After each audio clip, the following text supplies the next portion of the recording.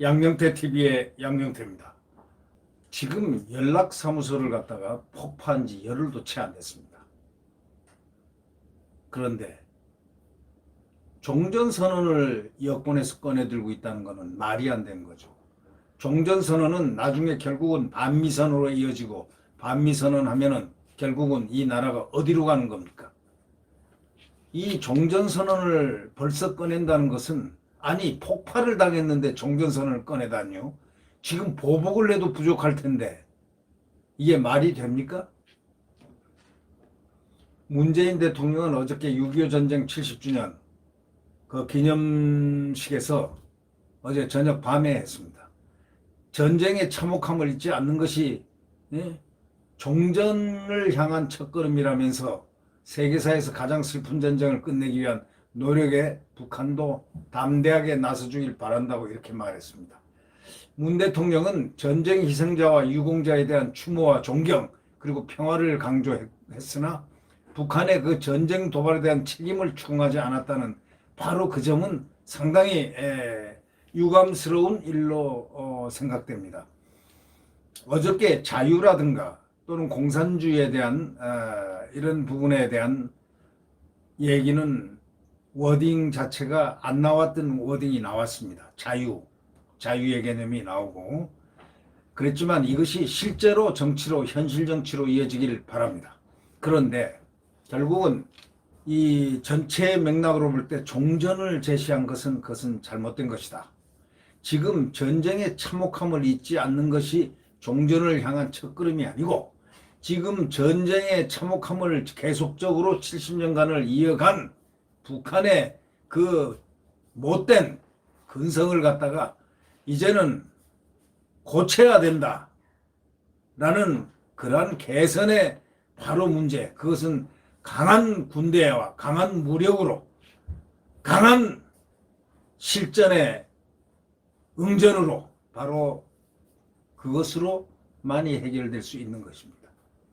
이 종전이라는 개념은 지금 친북 공산주의자들이나 이 종전을 지금 바라고 있을지도 모르겠습니다. 왜냐하면 진정한 의미에서 지금 현재 종전을 만약에 한다면은 반미주의, 소위 반미운동이 일어날 거고, 미군 철수를 하자고 또 난리들을 칠 거고, 그렇게 하고 국가 안보를 허무르고, 그래서 결국은 굴종하는 그런 시계로 들어간다. 이렇게 그것은 순서가 되어 있습니다.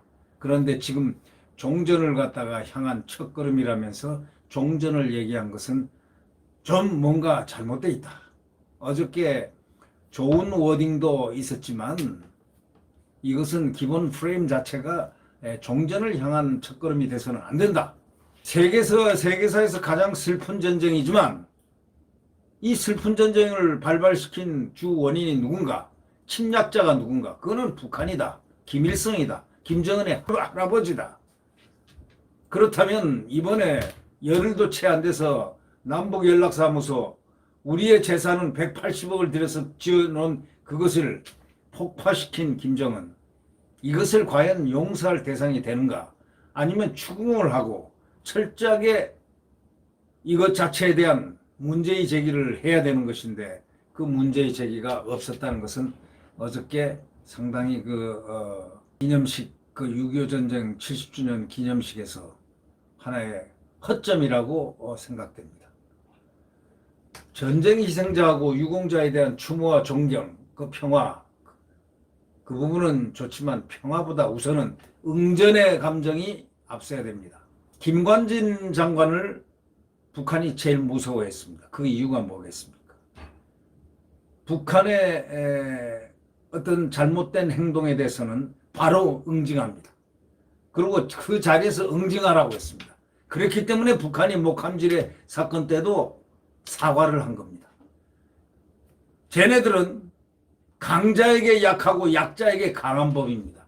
그게 공산주의 좌파들의 공산 좌파들의 가장 특징이라고 할 수가 있죠.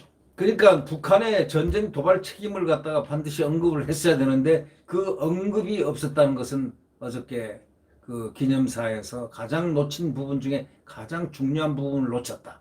이렇게 생각합니다. 지금 통일부하고 여당 대북 유화 메시지를 쏟아냅니다. 대남 군사행동 계획을 보류한 북한의 태도 변화를 긍정적으로 평가하고 대화를 통한 협의의 기대감을 나타내는 이 통일부, 이게 제대로 된 통일부입니까? 또 원내대표라는 민주당의 원내대표라는 김태년이 한 얘기가 대한민국이 한반도 운전자 역할을 더욱 강화해 당사국이 추진하는 종전선언을 해야 한다. 이거는 한참 웃기는 이야기입니다. 네. 아니 지금 연락사무소가 폭파가 됐는데, 그리고 그렇게 위협을 했는데 치고 빠지는 그걸 갖다가 그 순간을 한반도 운전자 역할을 해요? 운전자는 고사하고 책임 추궁도 못하면서 무슨 운전자 역할을 합니까? 에?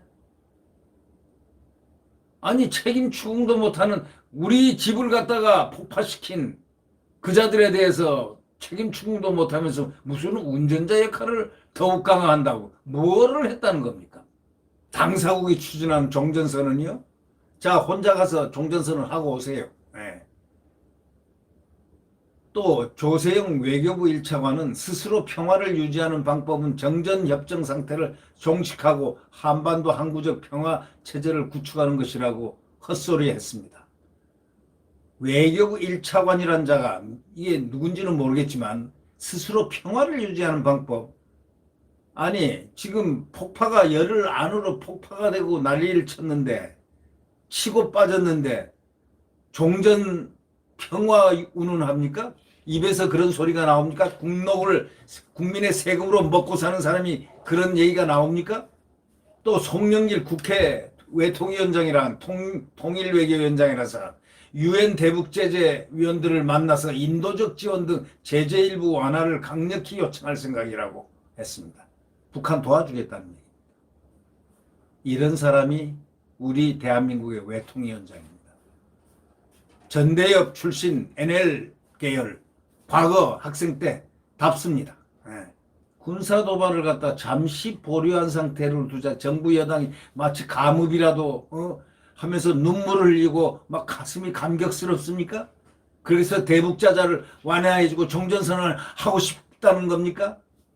양심과 쓸개와 자존심과 배알이 없습니까? 그것도 6.25 전쟁 70주년을 바로 앞두고서 그 당일날 목숨 걸고 나라를 지키려다가 북한에 남겨진 국군 포로를 걱정하는 그 목소리는 없고 한다는 소리가 무슨 종전이요?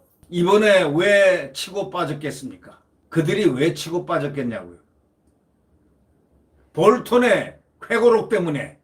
두 번째, 미국이 전략자산을 한반도에 전개를 시키고 그들을 야채하면은 제압하기 위한 그러한 위험을 느꼈기 때문에 스스로 물러난 겁니다. 거기에 대한 얘기는 한마디도 없고 무슨 국민 세금이 들어간 연락사무소 폭파 그거에 대한 책임 추궁은 고사하고 무조건 선물 하나 주고 싶다. 종전선언을 하고 싶다. 북한 또 도발해도 괜찮아. 그런 신호입니까? 유화책만 늘어놓고 말이죠. 아니 무슨 국가가 그렇습니까? 군인은 뭐하러 둡니까? 국군을 뭐하러 양성합니까? 국가 안보가 무엇입니까? 외교 통일 송영길 대답해 보십시오. 외교 통일이 안보가 있어야 외교 통일이 있는 법이에요. 외교 통일하기 전에 국가 안보에 대한 그것이 전제된 상태에서 외교 통일이 있는 거예요. 분명한 명제 알지 않습니까? 만약에 북한이 비핵화가 안 된다면은 종전선언은 있을 수 없다는 사실.